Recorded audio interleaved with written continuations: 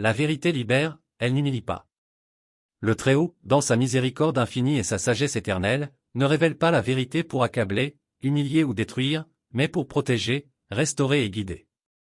Sa lumière, pure et éclatante, transperce les ténèbres non pas pour condamner avec dureté, mais pour sauvegarder les innocents, ramener ceux qui se sont égarés dans l'ombre et fortifier ceux qui, malgré les tempêtes de la vie, tiennent encore debout, ancrés dans la foi.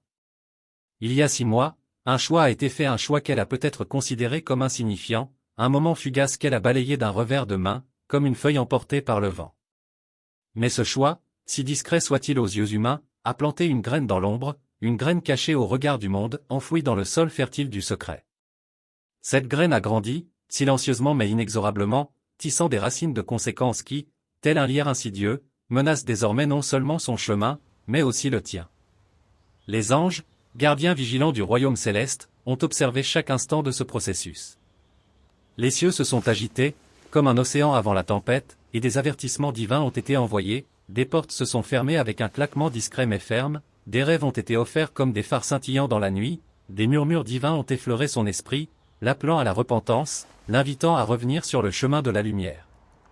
Pourtant, elle a choisi de persister, de marcher dans le brouillard épais de ses propres désirs, ignorant les signes qui clignotaient autour d'elle comme des étoiles dans un ciel assombri.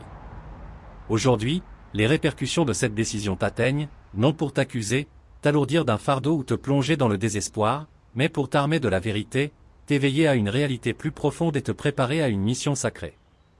Ce message t'a trouvé parce que tu es choisi, désigné par le ciel pour recevoir cette révélation en premier, comme un messager appelé à porter une lampe dans l'obscurité.